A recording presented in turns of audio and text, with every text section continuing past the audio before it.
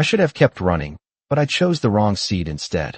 The rain soaked through my jacket as I pushed the bar door open.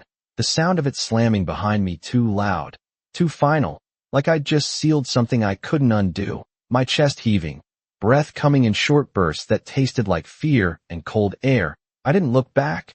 I couldn't, because I knew if I saw them again, those shadows trailing me for the last 3 blocks, I would freeze. And freezing was not an option when you had a 5-year-old waiting at home and no one else in the world to keep you safe. So I moved, fast, scanning the dim room. Low lights, amber glow, the clink of glasses and quiet conversations that didn't belong to my kind of life. This place smelled expensive, like whiskey and polished wood, and people who didn't check their bank accounts before ordering another drink. Every table was full, every seat taken, except one, a corner table tucked just far enough from the noise to feel intentional, private, dangerous, and he was sitting there like he owned the silence itself. Black suit, no tie, one hand resting on the table, the other holding a glass he hadn't even bothered to drink from. I hesitated for half a second, just enough time for instinct to whisper this is a mistake. But footsteps echoed outside again, and that whisper got buried under survival. So I walked straight toward him, my boots leaving small wet prints on the dark floor, my fingers tightening around the strap of my worn bag like it was the only thing keeping me grounded, and I stopped at his table, my voice smaller than I wanted it to be, but steady enough to pass. Can I sit here? He didn't answer right away, didn't even look up, just let the silence stretch until it wrapped around my throat. Then slowly, like he had all the time in the world, he lifted his eyes to mine, and everything inside me went still. They weren't warm, weren't curious, they were assessing, calculating. Like I was a problem he was deciding whether to solve or ignore, and for a second I forgot why I was here, forgot the rain, the footsteps, the fear, because nothing in my life had ever felt as sharp as that look. Then he spoke, calm, controlled, like a verdict already made. You already did. I realized I had pulled the chair out without waiting, my body choosing survival over manners. So I sat, my pulse loud in my ears, trying to act like this was normal, like I wasn't hiding from something just outside that door, like I hadn't walked into a stranger's space and disrupted whatever quiet power he carried with him.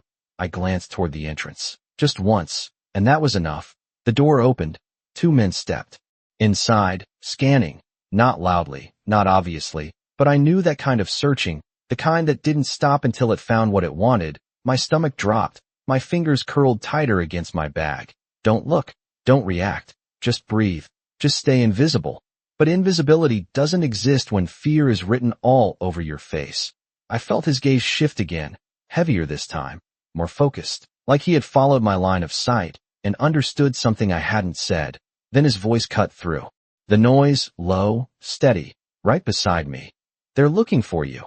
It wasn't a question, it was a statement, and I didn't know what scared me more, the men at the door or the fact that this stranger saw right through me in seconds. I forced a small shake of my head, instinct, denial, but it felt weak even to me. He didn't react to the lie, didn't call it out, just leaned back slightly. The movement minimal, but somehow shifting the entire energy around us, like the air itself adjusted to him. Then he added, almost as an afterthought, sit. A pause, just long enough for my heartbeat to spike again. But you're not leaving after. The words landed heavier than they should have. Not loud, not aggressive, just certain, like gravity, like something that didn't need to raise its voice to be obeyed. I let out a breath I didn't realize I'd been holding, a small, shaky laugh slipping out before I could stop it. I don't belong to anyone, I said, because that was the only thing I had left to hold on to, the only line I hadn't let anyone cross. His expression didn't change, not even a flicker, but something in his eyes sharpened, not anger, not surprise, something else, something like interest. No, he said quietly, you don't. And somehow that was worse, because it sounded like he agreed, like he understood, and still didn't care. The door behind us creaked again, footsteps closer now, slower, more deliberate. I could feel them moving through the room without looking, feel the way my body wanted to shrink, disappear, run, but I stayed, because running had already failed me tonight, and for the first time since I stepped into this place, I looked directly at him, really looked, at the way he held himself like nothing in this room could touch him. at the quiet control in every movement, at the absence of fear where mine was overwhelming. And I heard my own voice before I decided to speak, softer now, but clearer, steadier. Then don't let them take me. Silence again. But this time it felt different. Not heavy, not suffocating, something shifting beneath it, like a line had just been crossed that couldn't be uncrossed. His gaze stayed on mine, unblinking, measuring, and for a moment I thought I had made the worst mistake of my life. Asking the wrong man for help, stepping into something far more dangerous than whatever I had been running from. Then the corner of his mouth moved, not quite a smile, but enough to change everything. I was waiting, he said slowly, for you to ask. And in that moment, I understood something I couldn't explain yet, something that settled deep in my chest like a warning wrapped in relief. I hadn't just chosen this seat. Somehow, impossibly, this seat had already chosen me. The air did not change when the men walked in, but people did. Conversations lowered just a fraction, heads turned without turning. Like everyone in the room felt something but chose not to name it. And I understood then that this place was not normal, that nothing about tonight was accidental. I kept my eyes forward, fixed on the table, on the reflection of dim lights and the polished surface, because looking at them would make it real, would confirm that they had followed me here. That running had not been enough, and my hands started to shake, small at first, barely noticeable. But he saw it. Of course he did. He saw everything. His fingers tapped once against the glass in front of him, a quiet, controlled movement that somehow felt louder than anything else in the room. Then he spoke without raising his voice. Drink. I blinked, confused for half a second, then realized there was a glass in front of me I had not noticed before. Water, clear, untouched.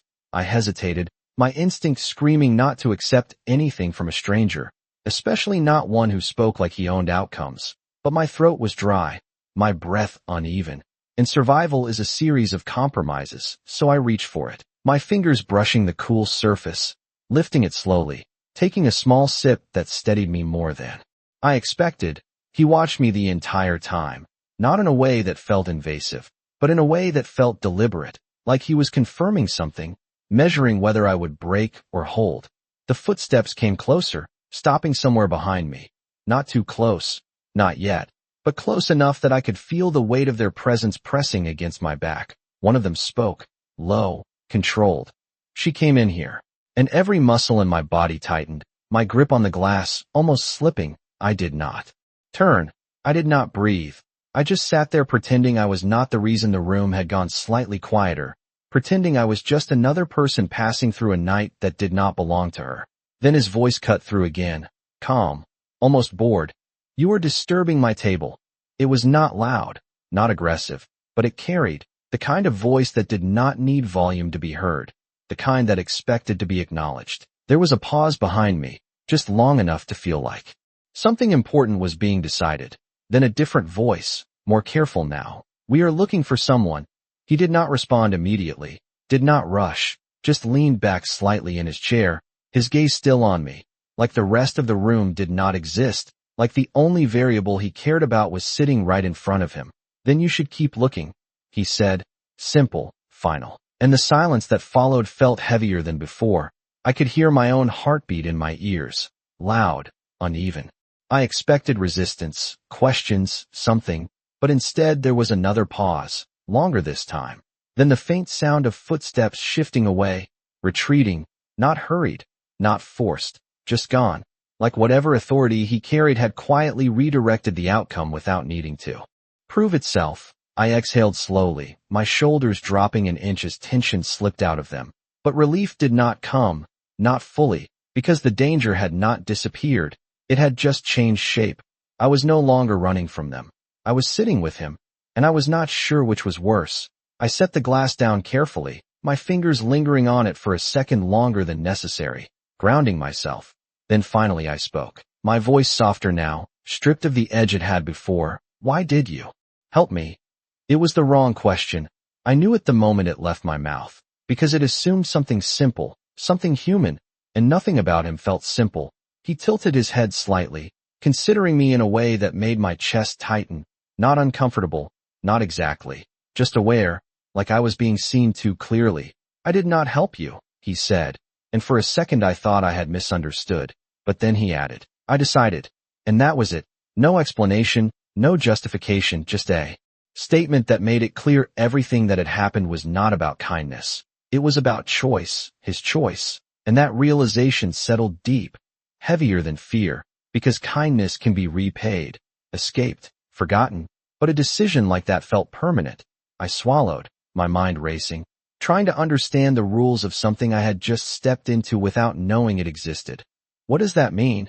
I asked. And this time he did not answer right away. His gaze shifted briefly past me, toward the door, then back, as if confirming something unseen, before returning to me with the same steady focus. It means, he said slowly, they will not come back tonight.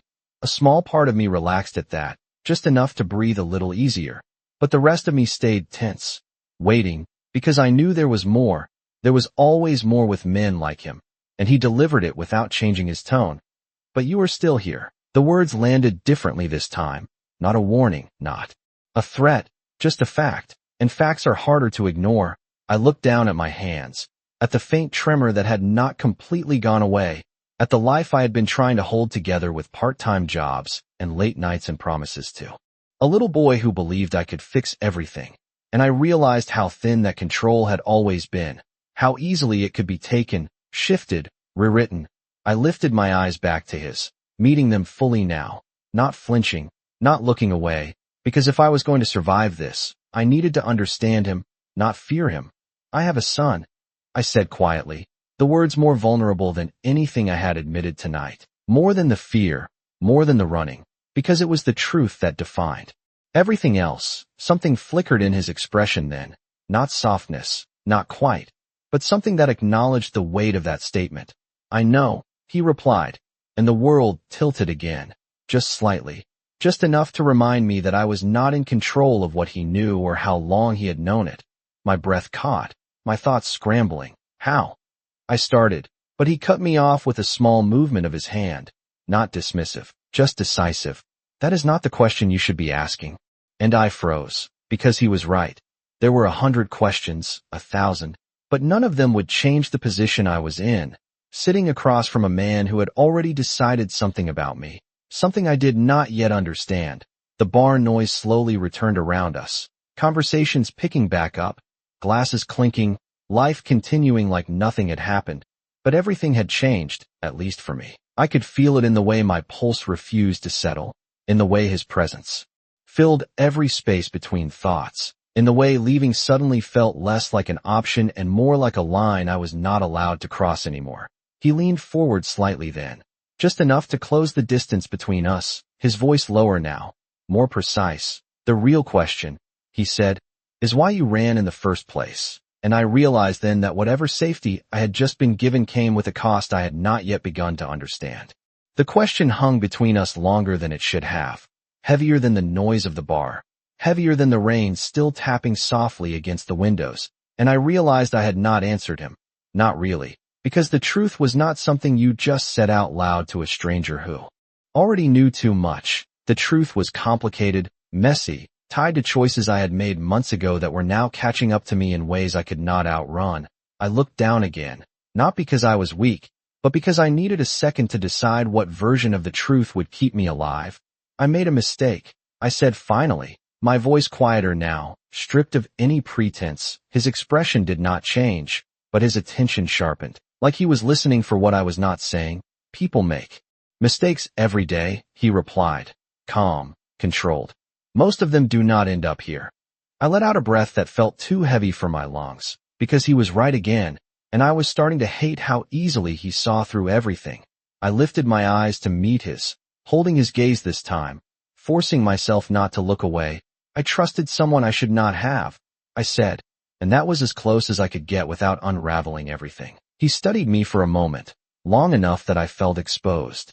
Like every decision I had ever made was being laid out in front of him piece by piece. Then he nodded once, small, almost imperceptible, like that answer was enough for now. And now they want something from you, he said, not asking, stating. I hesitated, just for a second, then nodded, because denying it would be pointless. They think I owe them. I added, the words bitter on my tongue. Do you, he asked, and that question landed differently, not accusatory, Not even curious, just precise. Like the answer mattered in a way I did not understand yet. I shook my head slowly. No. I said, firmer this time, because that part was true. I did not owe them anything. Not anymore.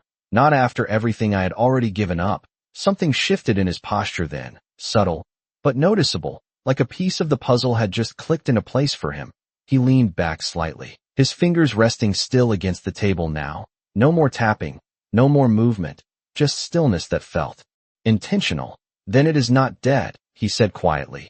It is leverage. The words settled between us like something solid, something real, and I felt my chest tighten because that was exactly what it was, not money, not obligation, something else, something I could not easily walk away from. I did not respond, did not confirm it out loud, but I did not need to. He already knew, he always seemed to know. The silence stretched again, but it was different now, less suffocating, more like a space where something important was being built. He reached for his glass finally, taking a slow sip, his eyes never leaving mine. Like even that small action was deliberate, controlled. Then he set it back down with the same precision. What is his name? He asked, and for a second I did not understand the question. Then it clicked. My son. My heart twisted at the thought of him, safe at home, hopefully asleep by now, unaware of how close everything had come to unraveling tonight. Ethan, I said softly, and saying his name out loud here, in this place, felt strange, like I was bringing a piece of my real life into something that did not belong to it. Something flickered in his eyes again, not softness, not quite, but recognition, like that name meant something in a way I could not see yet. How old? He asked. 5. I answered, my voice steadier now, because talking about Ethan was the only thing that grounded me, the only thing that reminded me why I had kept running, why I could not afford to make the wrong move now. He nodded once, then looked past me briefly, scanning the room in a way that felt automatic, practiced, before returning his focus to me. He is not here, he said, and it was not a question. I shook my head. No, I replied, he is with a neighbor. I did not add that I had left in a hurry, that I had promised I would not be long, that I had no idea how long this night was going to stretch now. His jaw tightened slightly, just enough to notice. Good, he said, and that single word carried more weight than I expected, like he had just confirmed something important, something that changed how he was going to handle whatever came next. I felt a strange mix of relief and unease settle in my chest. Relief that Ethan was not part of this moment. Unease that this man now knew exactly where my weakest point was. I shifted in my seat, the damp fabric of my jacket cooling against my skin, reminding me of how abruptly this night had started, how unprepared I had been for any of this. So what happens now? I asked, and this time the question felt unavoidable, because I could not just sit here forever, could not pretend that walking out of this place would lead me back to something normal. He watched me for a moment, his gaze steady, unhurried, like he was considering more than just the next few minutes, like he was looking at outcomes that stretched far beyond this table. Then he spoke, his voice lower now, more deliberate. Now, he said, you stay. My breath caught, not because of the words themselves, but because of the certainty behind them, the absence of doubt, like this was not a suggestion, not even a negotiation, just a statement of what was already decided. I cannot stay. I replied quickly, instinctively, because staying meant giving up control, meant stepping deeper into something I did not understand. His expression did not change, but there was a slight shift in his eyes, something darker, not threatening, but firm. You already are, he said, and that hit harder than anything else he had said tonight, because it was true. I had already stepped into this, already crossed whatever invisible lines separated my world from his, and leaving was not as simple as standing up and walking away anymore. I opened my mouth to argue, to push back, to reclaim some sense of control, but the words caught in my throat, because deep down I knew that every option I had before was gone, replaced by something new, something uncertain, something that revolved around the man sitting across from me. He leaned forward slightly then, just enough to close the space again, his voice dropping to something quieter, more precise. The difference, he said, is whether you stay on your terms, a pause, just long enough for the weight of that to settle, or theirs. And for the first time since I sat down, I realized this was not just about him keeping me here. It was about him offering something else entirely, something that looked dangerously close to a choice, even if it did not feel like one at all. Choice is a dangerous thing when you have not had one in a long time, because it feels like freedom at first, until you realize it is just another form of control. And I sat there staring at him, trying to understand which one this was, trying to decide if I was being offered a way out or just a different kind of cage. My fingers pressed lightly against the edge of the table, grounding myself in something real, something solid. Those are not really choices, I said quietly, because they both ended with me staying. Just under different terms. His gaze did not waver, did not soften. But there was something there now, something sharper, like he respected the fact that I saw through it, even if I did not fully understand it yet. No, he agreed. They are not. And the honesty in that answer caught me off guard more than anything else tonight, because he was not pretending, not dressing this up as something it was not. He was simply telling me how things were, and for some reason that made it easier to breathe, easier to think. I leaned back slightly in my chair, mirroring his earlier movement without realizing it, trying to reclaim a fraction of control in a situation that had taken most of it from me. Then why say it like that? I asked, and this time he did not answer right away. His eyes shifted briefly to the side, toward a man standing near the bar who had not looked at us once, but had not moved either, then back to me. Because the reason matters, he said. Even if the outcome does not change. I frowned slightly, the words settling into my mind slower than everything else he had said, because they required something different, something deeper than just reacting. They required understanding, and understanding him felt like stepping into something far more complicated than I was ready for. What reason? I asked, and this time he leaned forward again, not closing the distance completely, but enough that I felt the shift, felt the focus narrow between us. Why you stay? He said simply, and that landed heavier than anything else. Because it forced me to look at something I had been avoiding since I walked in. This was not just about escaping the men who had followed me. This was about what came after, about what I was willing to accept to keep Ethan safe, about what lines I was willing to cross. I looked down at my hands again, at the faint tremor that still had not fully disappeared, at the life I had been trying to hold together with routines and small victories and promises I could not afford to break, and I realized how fragile it had always been, how close it had always been to unraveling. If I stay, I said slowly, choosing each word carefully, what happens to them? I did not need to say who I meant. He understood. Of course he did. His expression remained unchanged, but there was a subtle shift in his posture, like this was the question he had been waiting for. They will stop looking for you, he said, and the certainty in his voice made it sound less like a possibility and more like a fact already decided. I searched his face for any sign of doubt, any indication that this was just another promise that could be broken, but there was nothing, just that same controlled confidence that had been there since the moment I sat down. And, Ethan, I added, my voice quieter now, because saying his name in this context felt like placing something precious into unknown hands. His gaze held mine for a long second, not dismissing the question, not avoiding it, just considering it with the same precision he applied to everything else. He will be safe, he said, and those 4 words carried more weight than anything else he had offered so far, because they touched the one thing that mattered more than anything else. I felt something in my chest loosen, just slightly, just enough to let a breath in that I had not realized I was holding. But it was followed immediately by something else, something sharper, because safety always comes with a cost, and I had not asked about that yet. And the cost, I said, lifting my eyes to meet his again, because I was not going to pretend this was free, not when nothing in my life ever had been. This time there was a pause, not long, but noticeable, like he was deciding how much to say, how much to reveal. Then he spoke, his voice lower, more deliberate.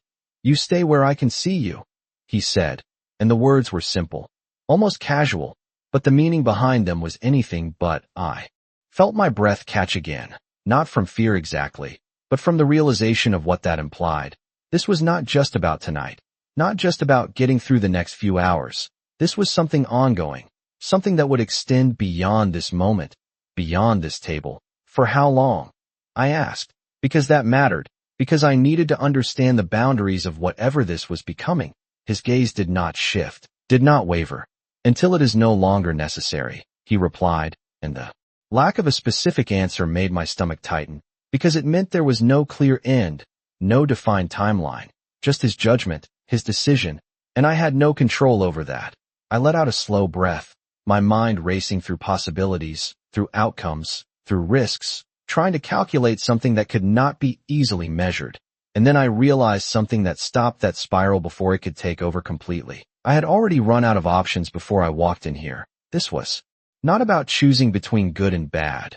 This was about choosing between different kinds of survival. I looked at him again, really looked this time, at the calm certainty in his posture, at the way the room seemed to orbit around his presence without him needing to acknowledge it, at the quiet authority that had already changed the course of my night without effort, and I understood something I had been resisting until now. He was not asking me to trust him. He was asking me to recognize reality. And if I leave, I said, even though I already knew the answer, because I needed to hear it, needed to confirm it, he did not hesitate, not even for a second. Then they will come back, he said. And there was no threat in his tone, no attempt to scare me, just a statement of fact that felt heavier because of how simply it was delivered. I closed my eyes for a brief moment, just long enough to feel the weight of that, to acknowledge what it meant. Then I opened them again, meeting his gaze with something steadier this time, something more resolved, because the decision had already been made somewhere inside me before I fully understood it. Then I stay, I said, and the words felt both like surrender and control at the same time, like stepping into something uncertain, but choosing to do it anyway. His expression did not change, but there was a subtle shift in his eyes, something that acknowledged the decision, something that almost looked like approval. He leaned back slightly again, the tension between us easing just a fraction, not disappearing, just settling into something new, something more defined. Good, he said quietly, and that single word marked the moment everything changed, not because of what had been said, but because of what had been decided, because I had just stepped fully into his world, and there was no pretending otherwise anymore.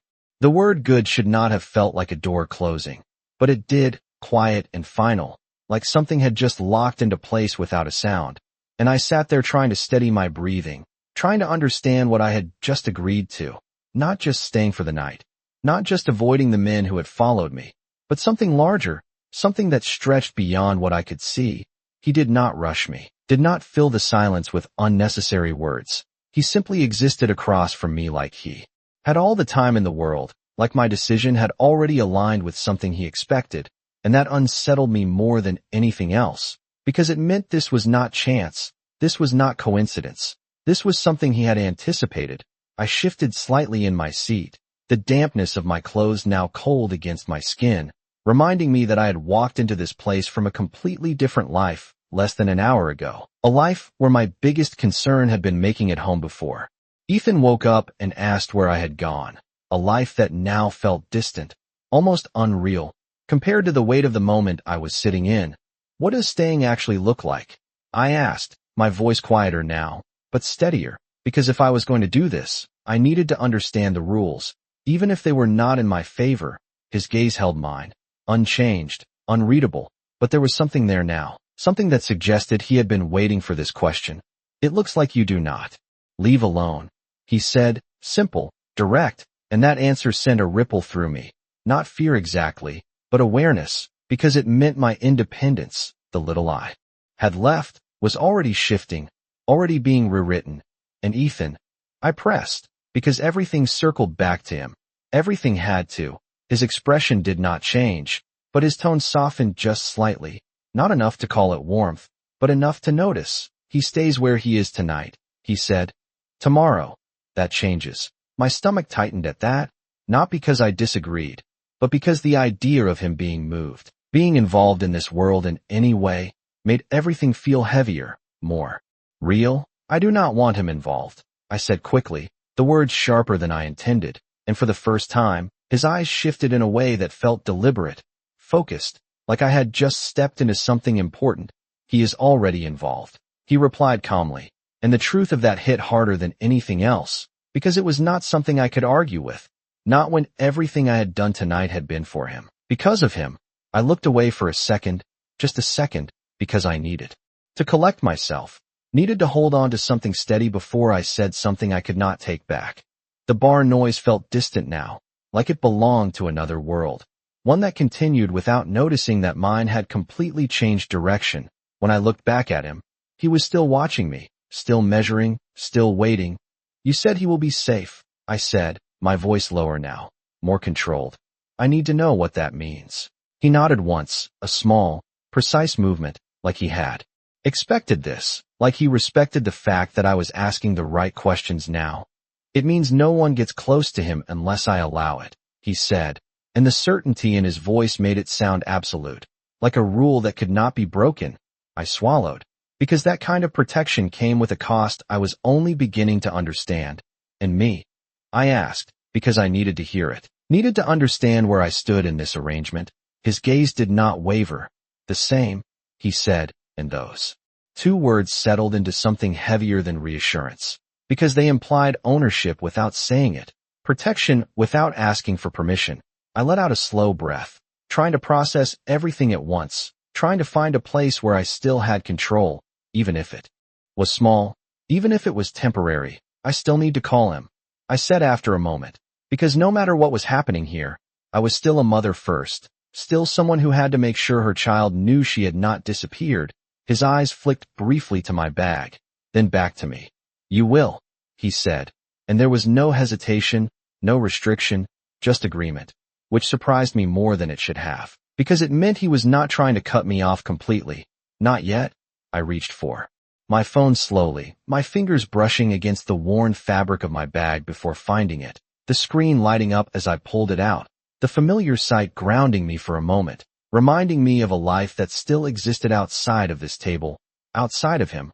I dialed the number with steady hands, pressing the phone to my ear, the sound of it ringing louder than it should have been, each second stretching longer than the last. Then finally, a familiar voice, soft, slightly tired. "Hello."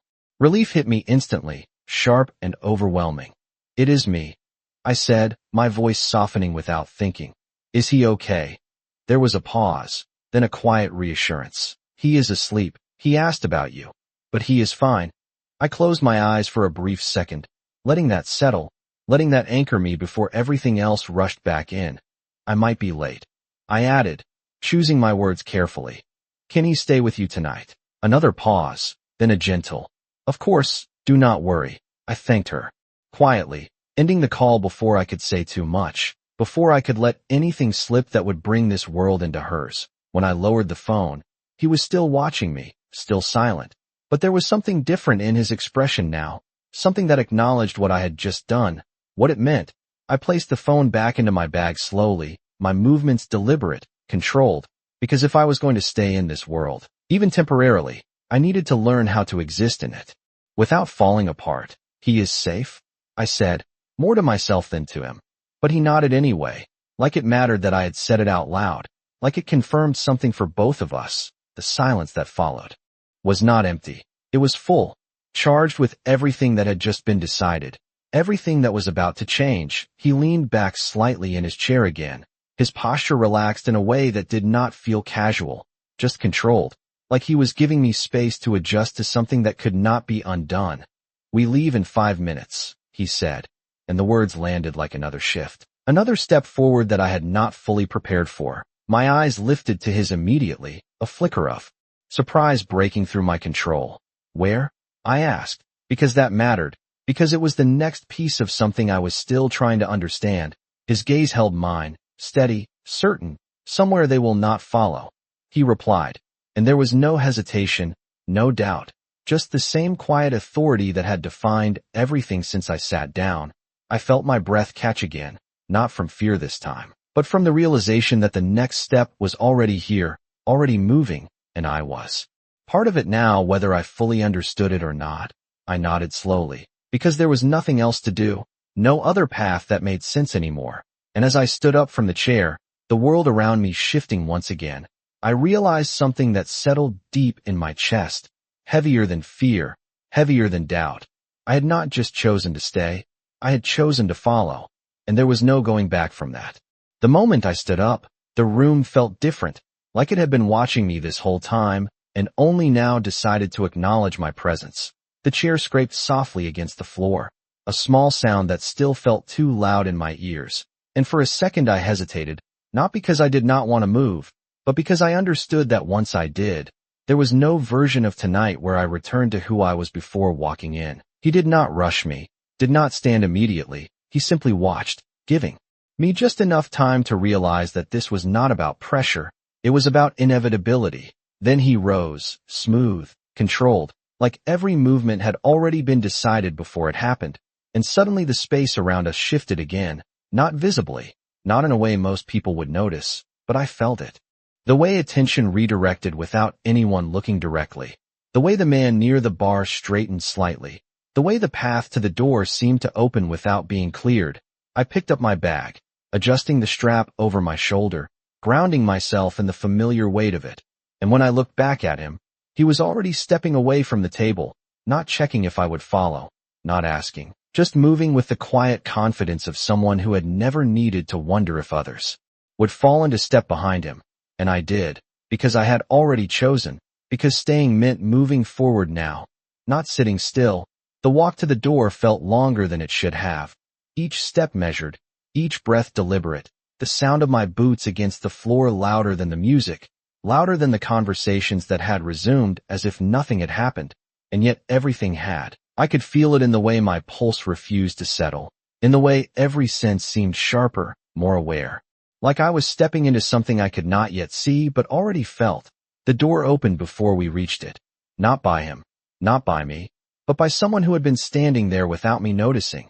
And for a brief second, I understood just how much of this world existed without being seen. Outside, the rain had softened to a steady drizzle, the air cooler, cleaner, but it did nothing to calm the tension in my chest. A black car waited at the curb, engine running, headlights low, blending into the night instead of cutting through it. He moved toward it without hesitation, and I followed, my eyes scanning the street out of instinct, half expecting those men to appear again. But there was nothing, just the quiet hum of the city and the distant glow of streetlights reflecting off wet pavement. The door of the car opened as we approached, again not by either of us, and I paused for just a fraction of a second, looking at the interior, at the space that represented the next step, the next choice, even if it did not feel like one. "Get in," he said, his voice calm, steady, not demanding, just certain. I slid into the seat, the leather cool beneath me, the interior dim but clean, everything precise, controlled, like him. The door closed softly behind me, and a second later he was beside me, the space shifting once again, smaller now, more contained. The driver did not speak, did not turn, just pulled away from the curb with smooth efficiency. And just like that, the place I had run into for safety disappeared behind us, shrinking into the distance like it had never been part of my life at all. I exhaled slowly, leaning back slightly against the seat, my fingers gripping the edge of my bag as the city lights passed by outside the window in blurred streaks. "Where are we going?" I asked, my voice quieter now, not because I was afraid, but because the space demanded it, because everything about this felt like something that should not be disturbed. He did not look at me right away, his gaze fixed forward, like he was tracking something beyond the road, beyond the moment. Then he answered, "Somewhere quiet," he said, and the simplicity of it felt intentional, like the specifics did not matter as much as the outcome. I turned my head slightly, watching the city shift around us, the crowded streets giving way to wider roads, the noise fading, the lights becoming more spaced out, more deliberate, and I realized we were leaving the part of the city I knew, stepping into something less familiar, something that felt further removed from the life I had built. "You planned this," I said after a moment, not accusing, just stating what was becoming increasingly obvious. He glanced at me then, briefly, his expression unchanged. "I plan everything," he replied, and there was no arrogance in it, no need to impress, just a statement of fact that felt as solid as everything else he had said tonight.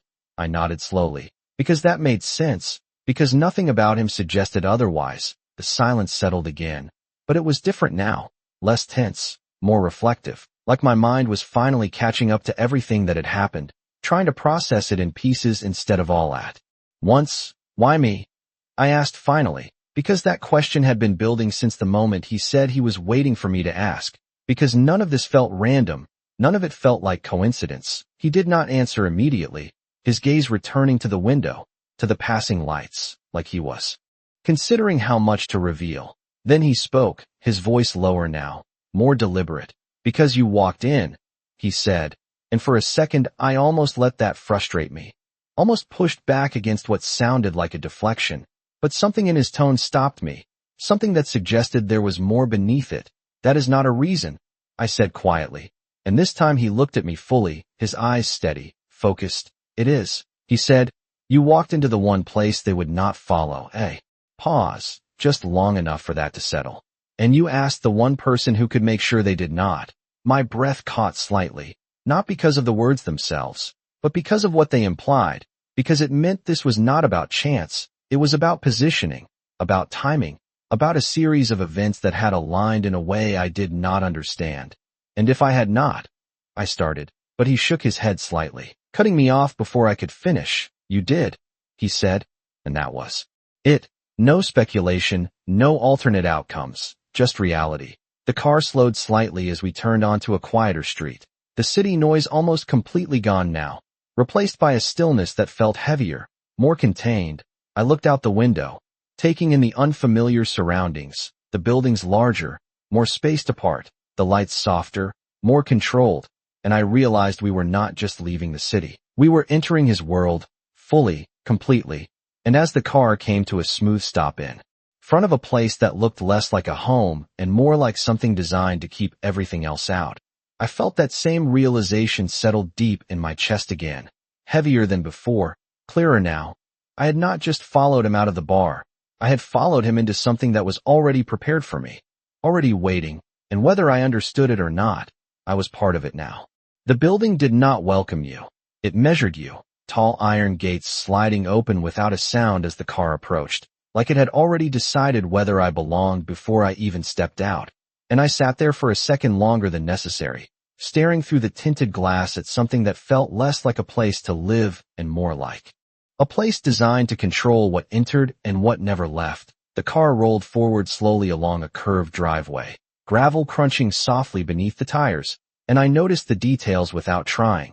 The clean lines, the dim but precise lighting, the absence of anything unnecessary, everything intentional, everything placed exactly where it needed to be, just like him.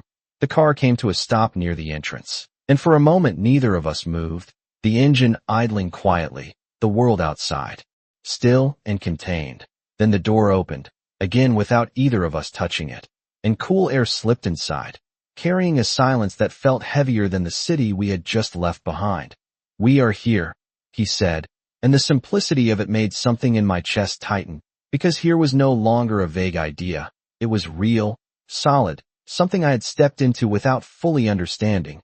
I reached for the door slowly, my fingers brushing the handle before pushing it open, stepping out onto the smooth stone beneath my feet. The air cooler here, quieter, like the noise of the outside world had been deliberately kept at a distance. I adjusted my bag on my shoulder again, a small, automatic movement that reminded me I was still myself, still Ava. Even if everything around me suggested otherwise, he stepped out beside me, his presence immediately shifting the space again. Not louder, not more visible, just heavier, more defined, like everything aligned itself around him without effort. I glanced up at the building, taking in the height, the structure, the way it stood there without needing to prove anything. And for a second I wondered how many people had walked through those doors thinking they would leave the same. I followed him toward the entrance, my steps slower now, not hesitant, just aware. The doors opened before we reached them, revealing a space inside that was just as controlled as everything outside, wide, clean, quiet, the kind of place where every sound carried. If you let it, my boots echoed softly against the floor as I stepped in, the sound grounding me, reminding me that I was here, that this was happening, that I had not imagined any of it. The doors closed behind us with a soft click that felt louder than it should have, final in a way that made me straighten slightly. Without thinking, he did not stop, did not look back, just continued forward, and I followed, because there was nothing else to do. The hallway stretched ahead, long but not empty, subtle details lining the walls, artwork, lighting, everything deliberate, nothing personal, nothing that revealed too much, and I realized this place was not about comfort. It was about control, about knowing exactly what was where and why. You live here, I said quietly, not really asking, just confirming what was already obvious. He glanced at me briefly, his expression unchanged. I stay here, he corrected, and that difference settled into my mind slower than expected, because it meant something I could not fully define yet, but I felt it, the distinction between living somewhere and simply occupying it. We turned a corner, the space opening slightly into what looked like a larger room. Not a living room in the traditional sense, but something more structured, more intentional, and he stopped, finally, turning to face me fully, and for a second the movement felt significant, like we had reached a point where things needed to be said, not just implied. I shifted my weight slightly, my fingers tightening around the strap of my bag again, grounding myself before whatever came next. This is where you stay, he said, his voice calm, steady, and the words landed differently than I expected, not like an order, not like a suggestion, just a statement that made it clear this had already been decided. I looked around the room, taking in the details, the space, the quiet, trying to understand what staying here actually meant, not just physically, but everything that came with it. For tonight, I said, because I needed that clarity, needed that boundary. His gaze held mine for a moment. Then he nodded once. For tonight, he repeated. And something about the way he said it made it clear that tonight was only the beginning, not the end. I let out a slow breath, my shoulders relaxing just slightly, just enough to let me think again, to process, to adjust. And tomorrow, I added, because that mattered just as much. His expression did not change, but there was a subtle shift in his eyes, something that suggested he had already considered that, already planned it. Tomorrow, he said slowly, we decide what comes next. And the words felt heavier than they should have, because they implied something ongoing, something that would extend beyond this moment, beyond this space. I nodded slowly, because there was nothing else to do, no other response that made sense. The silence that followed was not empty. It was full of everything that had been said and everything that had not. And for the first time since I had walked into that bar, I felt something different settle into my chest. Not fear, not relief. Something else, something quieter, something that felt dangerously close to acceptance. I set my bag down carefully, the familiar weight leaving my shoulder, and I realized how much of that weight had not just been physical, how much of it had been everything I had been carrying before tonight, everything that had led me here. I looked at him again, really looked this time, not as the man who had stopped those men from following me, not as the one who had decided I would stay, but as the one who had been waiting for me to ask. And I understood something I had not been ready to admit before. This was not just about protection. This was about something deeper, something I had not fully seen yet, something I was only beginning to understand. And as the silence stretched between us, steady, unbroken, I realized that staying here was not just about surviving the night. It was about stepping into something that had already been set in motion long before I ever walked through that door. Silence has a way of revealing things words cannot. And standing there in that room, I realized this place was not meant to impress. It was meant to strip everything down until only truth remained. No distractions, no noise, just space and presence, and whatever you brought into it. And right now, I had brought uncertainty, fear, and a decision I had not fully processed. I exhaled slowly, my eyes tracing the clean lines of the room, the sharp edges, the absence of anything personal, and I wondered what it meant to exist in a place like this every day, to wake up surrounded by control instead of comfort, to live in something that did not bend, did not soften, did not change unless you decided it should. I turned back to him, studying him the same way I had studied everything else since. I walked in, trying to understand the structure behind the man, not just the presence, not just the power, but the reason. You said tomorrow we decide.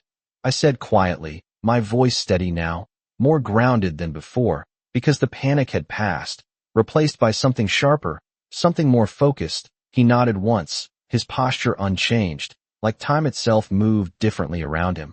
Yes, he replied. And there was no hesitation, no uncertainty, just confirmation.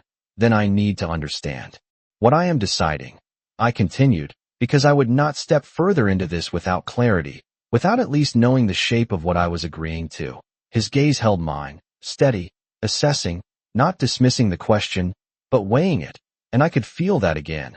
That sense that every word I spoke was being measured not just for meaning, but for intention. "You are deciding how close you stay," he said finally. And the phrasing caught me off guard, because it was not what I expected, not a simple choice of yes or no, not stay or leave, but something else, something that implied levels, distance, control. "Close to what?" I asked, even though I already knew the answer, because I needed to hear him say it, needed to understand how he defined it. His expression did not change, but his eyes sharpened slightly, like this was the point where things became more real, more defined. "To me," he said, and the words settled into the room like something solid, something undeniable.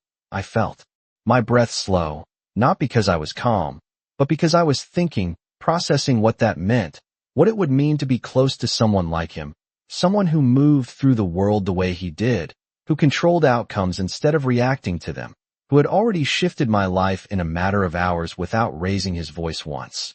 "And if I choose distance," I said carefully, testing the edges of what he had just offered. His gaze did not waver. "Then you still stay," he replied. "But you do not step further in." And that clarified it in a way nothing else had. This was not about leaving anymore. That option was gone. This was about how deep I was willing to go, how much of myself I was willing to place inside his world. I nodded slowly, absorbing that, because it changed the shape of everything. It turned this from something temporary into something that could evolve, something that depended on me as much as it depended on him. And that was more dangerous than anything else so far, because it meant I had influence, even if it was limited, even if it came with boundaries I did not fully understand yet. I walked a few steps further into the room, my boots soft against the floor, creating a small distance between us, not to escape, but to think, to breathe, to feel the space around me without the immediate weight of his presence pressing in. I ran a hand lightly over the back of a chair, grounding myself in something physical, something real, and I realized how quickly everything had shifted from survival to strategy, from reacting to choosing. "You said they will stop looking," I said after a moment, turning slightly back toward him. "But people like that do not just stop." His expression did not change, but there was a flicker in his eyes, something that suggested he appreciated the observation, the awareness. "They stop when I tell them to," he said, and there was no arrogance in it, just certainty, the kind that came from experience, from knowing exactly how far his influence reached. I studied him for a second longer, searching for any sign of doubt, any indication that this was an overstatement, but there was nothing, just that same steady confidence that had been there from the beginning. "And if they do not listen?" I asked, because I needed to understand the limits, needed to know where his control ended. He tilted his head slightly, considering the question, then answered, "They will." And that was it. No explanation, no elaboration, just a statement that closed the door on that line of thought entirely. I let out a slow breath, because I understood then that his world did not operate on possibilities the way mine did. It operated on decisions, on outcomes that were shaped before they happened, and I was standing right in the middle of that now, whether I fully understood it or not. "You keep saying things like they are already decided," I said quietly. "Like I do not have a choice." His gaze held mine, unflinching. "You have a choice," he replied, and for the first time, there was something in his tone that felt different, not softer, but more precise, more intentional. "You chose to sit," he continued. "You chose to stay." A pause, just long enough for that to settle. "Now you choose how far that goes." I felt something shift inside me at that, something that felt like both pressure and control at the same time. Because he was right. Every step had been mine. Even if the circumstances had pushed me there, even if the options had been limited, I had still chosen, and that meant whatever came next would be mine too. I took a slow breath, straightening slightly, my shoulders settling into something steadier, something more resolved, because I could not afford to be uncertain anymore. Not here, not with him. "And what do you want?" I asked, because that mattered just as much as what I wanted, because this was not just my decision, it was his too. His gaze did not shift, did not hesitate. "I want you where I can see you," he said, and the words were simple, but the meaning behind them was anything but. I felt my breath catch again, not from fear, but from the weight of that statement. Because it was not just about proximity, it was about presence, about being part of something larger than myself, something I had not planned for, something I was only beginning to understand. I held his gaze, not looking away, not stepping back, because if I was going to do this, I needed to meet it fully, not halfway, not with hesitation. Then I need to know what that costs me, I said, my voice steady, grounded, because that was the only way forward now, through clarity, through understanding, through choosing with my eyes open instead of closed. And for the first time since I walked in, I saw something shift in his expression, not a smile, not approval, something else, something that felt like recognition, like I had finally reached the part of the conversation he had been waiting for all along. The word cost does not scare people like him. It defines them. And I saw it in the way he did not look away, did not hesitate, did not soften the answer before giving it. Like he had already calculated every possible version of this moment long before I walked through that door. It costs you the life you were trying to go back to, he said, and the words landed with a quiet weight that pressed against my chest harder than anything else tonight. Because it was not dramatic, not exaggerated. It was simple, and that made it real. I stood there for a second without moving, letting that settle, letting it sink into the part of me that still believed I could somehow return to normal, to the small apartment, the early mornings, the routines that had kept everything together, and I realized how fragile that illusion had always been, how easily it had been broken the moment those men decided I was part of something I never agreed to. I exhaled slowly, my fingers brushing lightly against the chair beside me, grounding myself before I spoke again. And what do I get in return? I asked, because if I was losing something that important, I needed to understand what replaced it. His gaze held mine, steady, unwavering, like the answer was as obvious to him as breathing. You get control, he said, and for a second I almost laughed, not because it was funny, but because it sounded impossible. Control had never been something I had. Not really. Not in the way he meant it. Not in the way he carried it like a second skin. That is not something you can give me, I said quietly, not challenging, just stating what felt true. His expression did not change, but there was a slight shift in his posture, something that suggested he expected that response. No, he agreed, but I can remove what takes it from you. And that reframed everything in a way I had not considered, because control was not always about gaining something.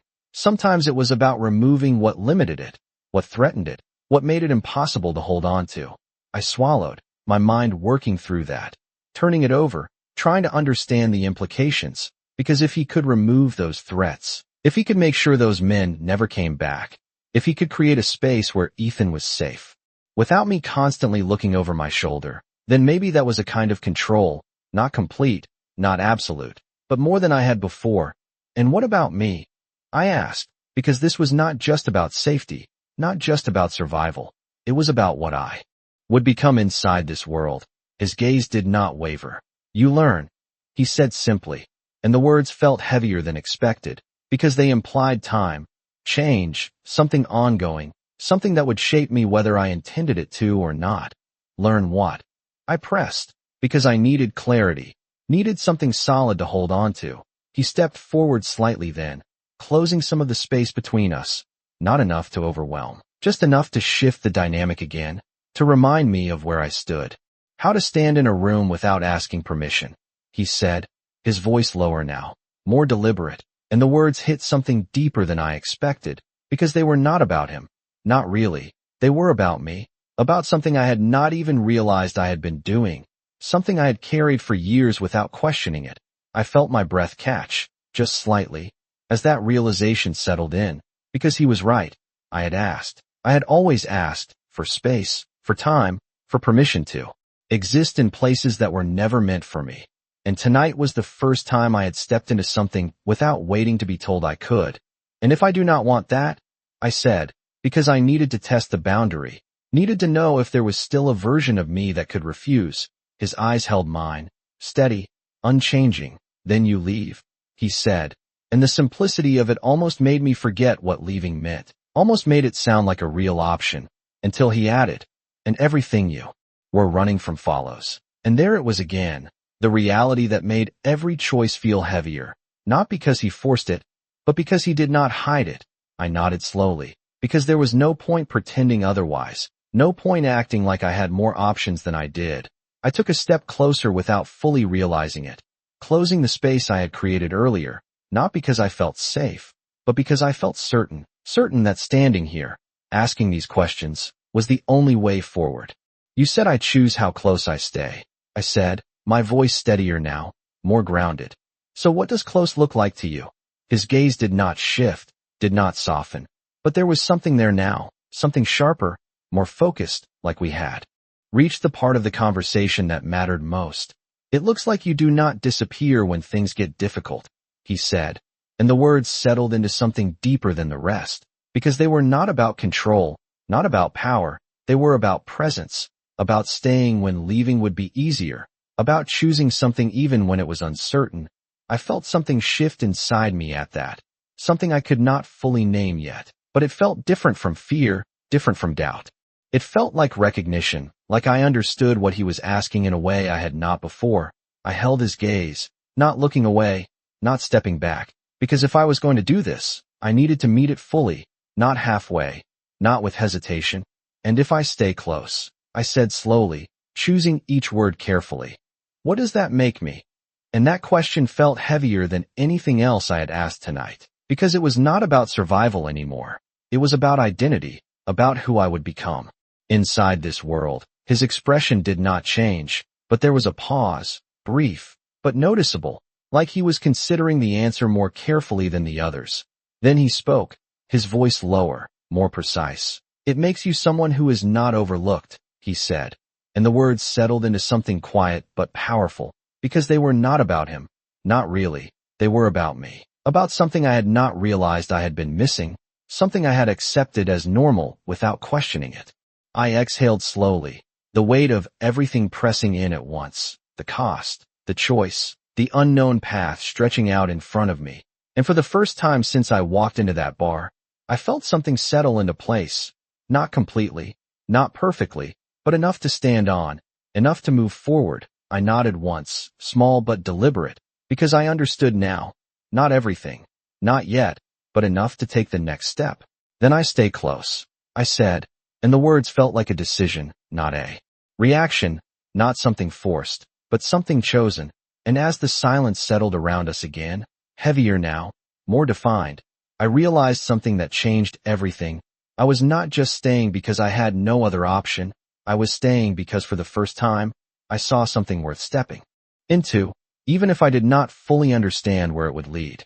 The moment I said it, something shifted, not in the room, not in him, but in me, like a line I had been circling all night had finally been crossed, and there was no stepping back from it now, no pretending I had not understood what I was choosing, because I had, fully, clearly, and that made it real in a way nothing else had been. He did not react immediately, did not nod or speak or move. He just looked at me, and for the first time, it felt different, not like he was assessing whether I would break, but like he was confirming that I would not. And that realization settled into my chest with a strange kind of steadiness, something unfamiliar but not unwelcome.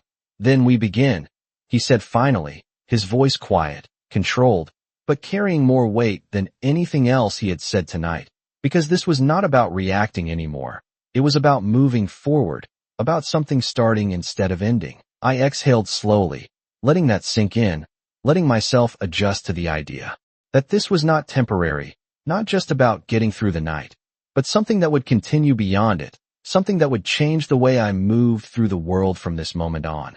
What does beginning look like? I asked, my voice steady now, not because I was not afraid, but because I understood that fear was no longer the most important thing. His gaze held mine, unwavering, like the answer was already set, already in motion. It looks like you stop running, he said, and the simplicity of it almost caught me off guard, because I had spent so much time focused on escaping, on avoiding, on staying one step ahead of whatever was chasing me, that I had not considered what it would mean to stop, to stand still, to face something instead of moving away from it. I nodded slowly, because that made sense, because running had brought me here, but it would not take me any further. And after that, I pressed, because stopping was not enough, not when everything else was. Still uncertain, he took a step closer, not enough to close the distance completely, just enough to shift the space between us again, to make it clear that this was no longer a conversation at opposite ends of a room, but something more direct, more immediate. After that, he said, you learn how to stay. And those words felt heavier than they should have, because staying had always been the hardest part for me, not physically, but emotionally, mentally, staying in situations that were uncomfortable, uncertain, unresolved, instead of finding a way out. I felt my breath catch slightly as that realization settled in, because this was not just about external change. It was about internal, about who I was when I was not running, when I was not reacting, when I was forced to face things head on. I do not know how to do that, I admitted, and the honesty in my voice surprised me. But it felt right. It felt necessary, because pretending would not work here, not with him. His expression did not change, but there was something in his eyes, something that acknowledged the truth of that. You will, he said simply, and the certainty in his voice made it sound less like encouragement and more like fact, like something that would happen whether I believed it or not. I let out a slow breath, my shoulders relaxing just slightly as I adjusted to that. As I let myself accept that not knowing was not the same as failing, that learning was part of this, part of what I had chosen. The silence that followed was not empty. It was full of everything that had just been said, everything that had shifted in the last few minutes. And I realized that this was the first time all night that I was not thinking about leaving, not planning an exit, not searching for a way out.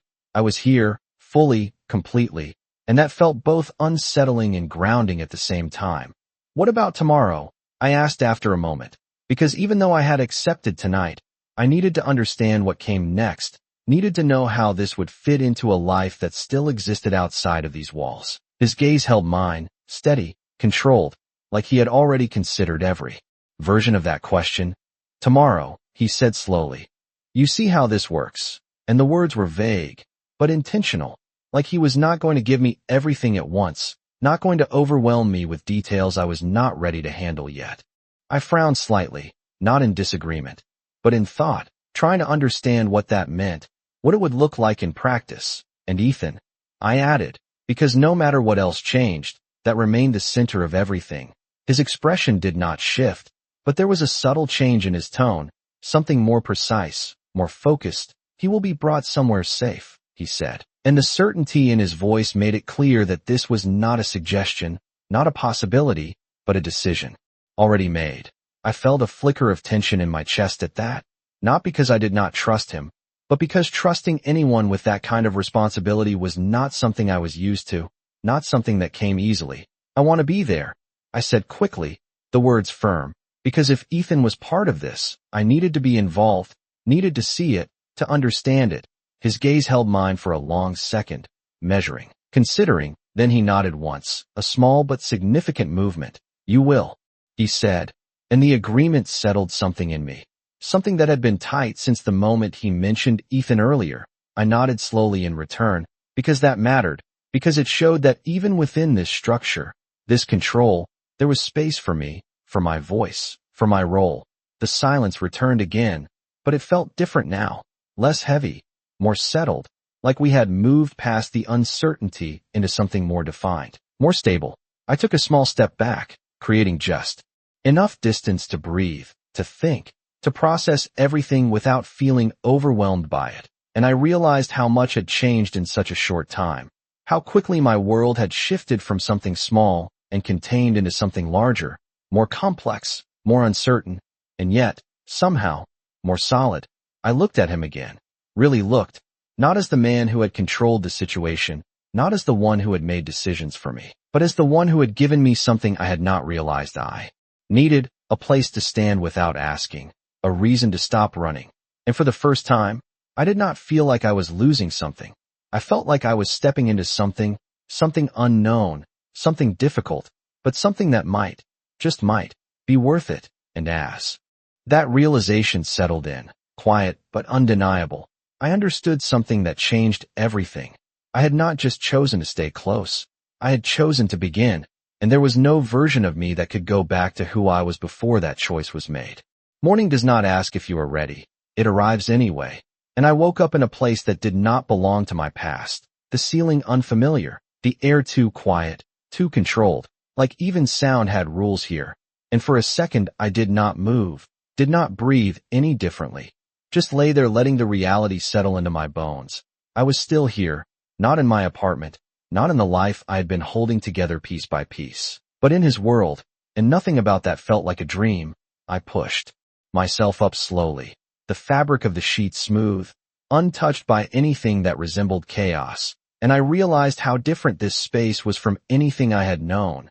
No clutter, no evidence of living, just structure, just control. I swung my legs over the side of the bed, my feet touching the floor, grounding me in something real, something immediate, and for a moment I just sat there, letting my thoughts catch up to the present, to the decisions I had made, to the path I had stepped onto. Without fully understanding where it led, then I stood, moving toward the window, pulling the curtain back slightly, the morning light filtering in soft and muted, revealing a landscape that felt distant from the city, from the noise, from everything that had defined my life before last night. And I realized that distance was not just physical. It was something else, something deeper, something that separated who I had been from who I was becoming. A soft knock broke the silence, precise, controlled, and I turned toward the door instinctively, my body already adjusting to the rhythm of this place. "Come in," I said, my voice steady, and the door opened just enough for a woman to step inside. Her presence quiet but intentional. Like everything else here, she held a tray, simple, organized, nothing excessive. "Breakfast," she said softly, her tone respectful but not overly formal, and I nodded, stepping aside as she placed it on the table near the window, the smell of coffee, grounding me, further, reminding me of mornings that used to feel predictable, safe. "Thank you," I said, and she gave a small nod before leaving as quietly as she had entered, the door closing behind her without a sound. I stood there for a moment, staring at the tray, at the normalcy of it, at how something so simple could feel so out of place in everything else that was happening. Then I moved closer, pouring the coffee, wrapping my hands around the warmth of the cup, letting it steady me before I took a sip. The bitterness familiar, comforting in a way I had not expected. I set the cup down slowly, my mind shifting back to what mattered, to Ethan, to what today would bring, to the promise that I would be there, that I would see where he would be taken, where he would be safe. And I felt that tension again, not fear, not exactly, but something protective, something that would not allow me to relax fully until I saw it with my own eyes. Another knock, this time lighter, and before I could respond, the door opened, and he stepped inside, his presence immediately shifting the space, not louder, not heavier, just more defined, like everything aligned itself around him without effort. He did not look surprised to see me awake, did not comment on the room, on the morning. He simply looked at me, steady, assessing, like he had already measured how much had changed overnight. "You slept," he said, not asking, just stating. I nodded once, because it was true, even if it had not been deep, even if my mind had not fully rested, my body had, and that mattered more than I wanted to admit. "We leave in 20 minutes, he continued, his voice calm, controlled, like time here moved on his terms, not mine. I set the cup down, my fingers lingering on it for a second before I stepped away, adjusting my jacket, grounding myself in something familiar, something that reminded me I was still me. "Even in this place, I want to see him first," I said, my voice steady, because that was non-negotiable. His gaze held mine for a moment. Then he nodded, a small but deliberate movement. "You will," he said, and the certainty in his voice settled something in me, something that had been tight since.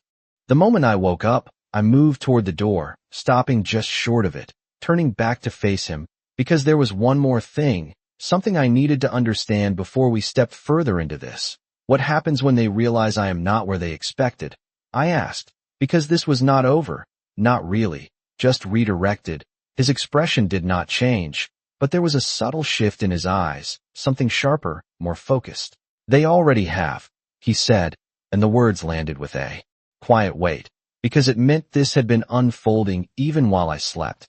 Even while I thought the world had paused, I held his gaze, not flinching, not stepping back, because this was the reality I had chosen, the one I had stepped into with my eyes open. And I pressed, because I needed to hear it. Needed to understand what that meant for today, for tomorrow, for everything that came next. He stepped closer, not enough to overwhelm, just enough to make the space between us feel intentional, controlled. And now they adjust, he said, and the simplicity of it made something in my chest tighten, because it meant this was not finished, not contained. It was evolving, shifting, responding to every move we made.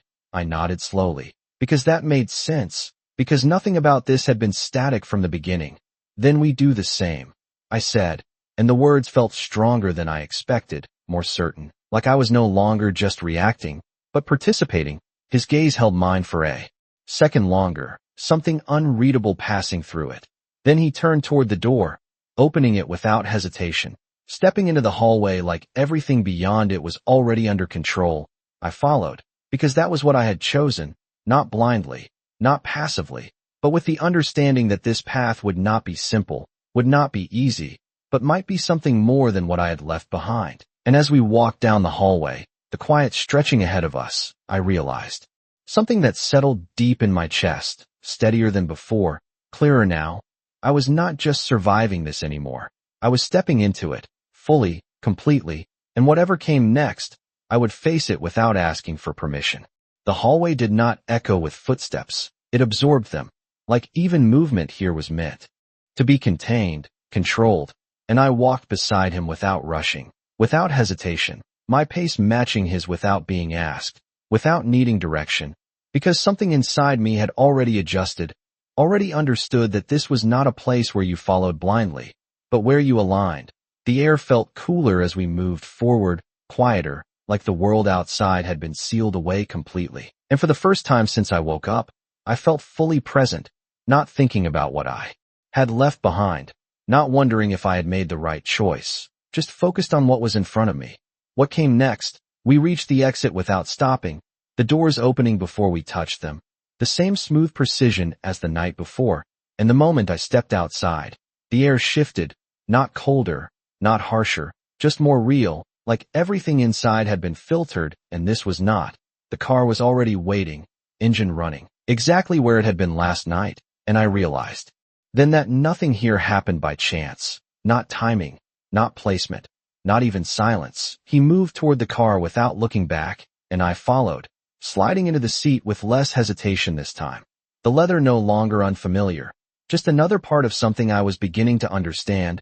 The door closed, the car moved, and just like that, we were in motion again, leaving one controlled space for another. I turned my gaze toward the window, watching the road unfold ahead of us, the landscape shifting slowly from the quiet isolation of his world back towards something more familiar, more lived in. But even that felt different now, like I was seeing it from the outside instead of being part of it. Where is he? I asked, my voice steady, because that was the only thing that mattered right now. Everything else could wait. Everything else could be understood later. His gaze remained forward, his posture unchanged. Like even in motion, he was still calculating, still aware of everything beyond what I could see. 10 minutes, he said, and the answer was simple, precise, exactly what I needed and nothing more. I nodded once, letting that settle, letting myself focus on the time instead of the uncertainty. 10 minutes until I saw Ethan, 10 minutes until I confirmed that everything I had chosen, everything I had stepped into, had not put him at risk. The silence in the car was not uncomfortable. It was intentional, like there was no need to fill it with unnecessary words, no need to explain what would happen next because it was already unfolding. I adjusted slightly in my seat, my hands resting in my lap, still, controlled, because the part of me that used to fidget, that used to fill space with movement, was quieter now, more focused, more aware. The city began to reappear around us, not in the same way as before, not loud or overwhelming, but present, structured, like it existed on the edges of something larger, something I was only beginning to see. The car slowed as we turned onto a smaller street, familiar in a way that made my chest tighten slightly, because I recognized it, not exactly, but enough to know we were close to where Ethan had been, close to the life I had stepped away from. The car came to a smooth stop in front of a building I knew, not mine, but close enough, a place I had walked past before, a place that had never meant anything until now.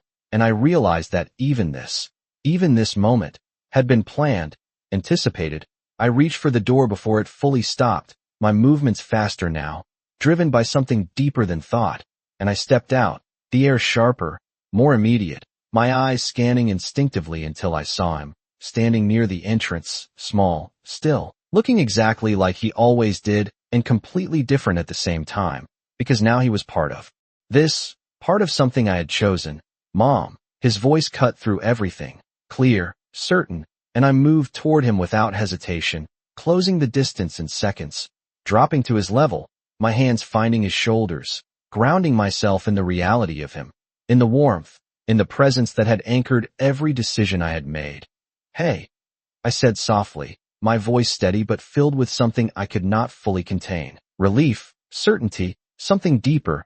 He looked up at me, his eyes searching my face, like he was trying to understand something he could not name. You said you would come back, he said, and the words landed softly but firmly, because to him, that was all that mattered, not where I had been, not what had changed, just that I was here. I nodded, brushing a hand lightly through his hair, grounding myself in the simplicity of that moment. I did, I said, because no matter what else had shifted, that promise had not. I stood slowly, my hand still resting on his shoulder, my awareness shifting back to everything around us, to the presence behind me, to the reality that this moment was part of something larger, not separate from it. He stepped forward then, just enough to enter the space without interrupting it. His presence as controlled here as it had been everywhere else, but now it felt different, not distant, not separate, but part of the same moment, the same reality. Ethan looked at him, curious, not afraid, just observing, the way children do when something unfamiliar enters their world, and for a second, everything felt still, balanced on a point that could shift in any direction. This is Adrian, I said quietly, my voice steady, because this introduction mattered, because it was the first step in connecting two parts of my life that had never been meant to meet. Ethan looked between us, then back at him, his expression thoughtful, measuring in a way that surprised me.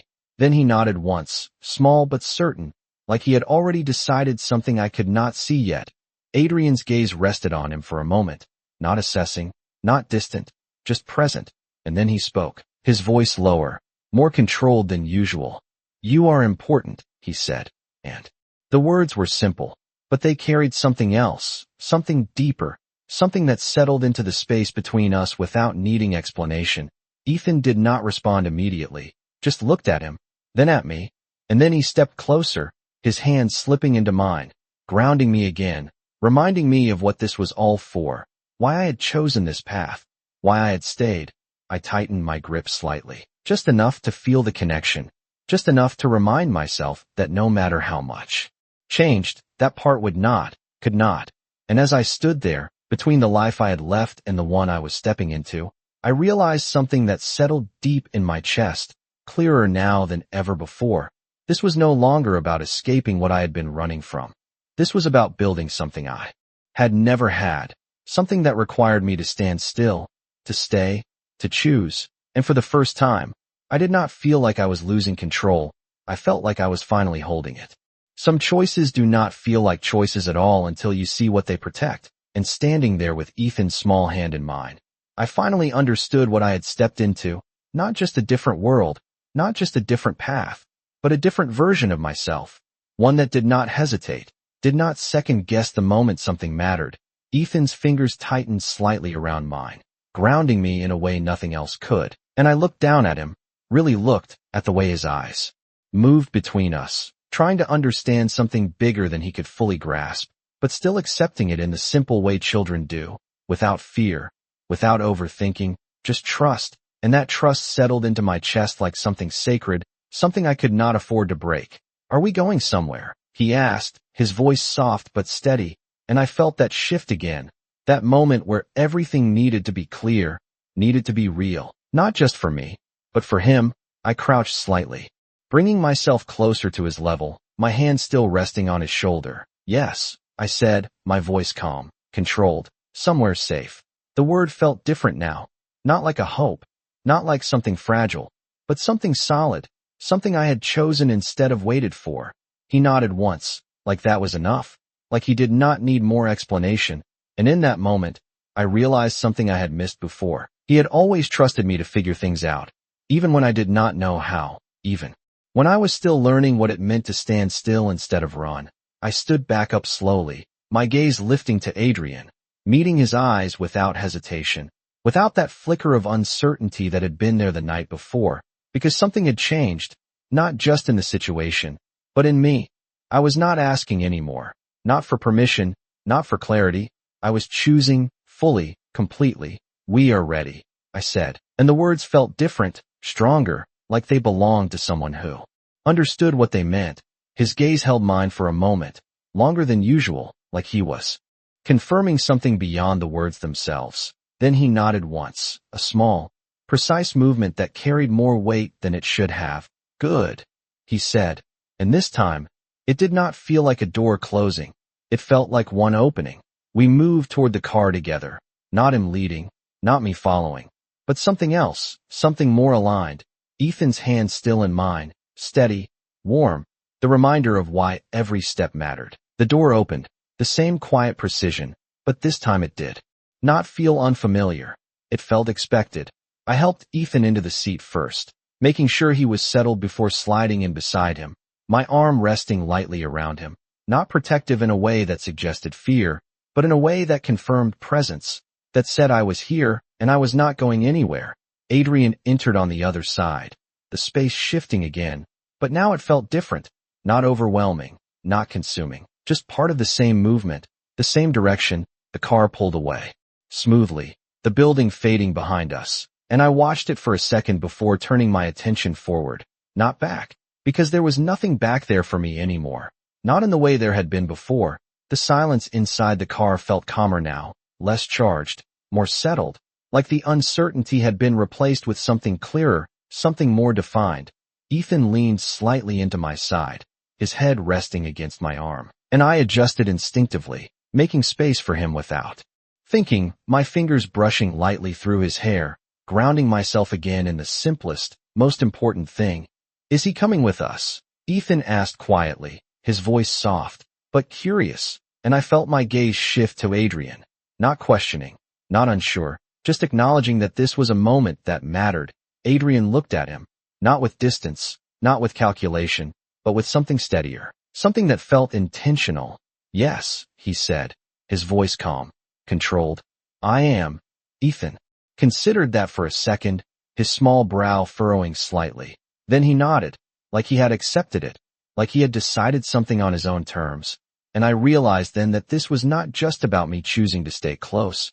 It was about all of us stepping into something new, something that would not look like anything I had known before. The city moved around us again, but it did not feel like something I was returning to. It felt like something I was passing through, something that existed on the outside of what was becoming my reality.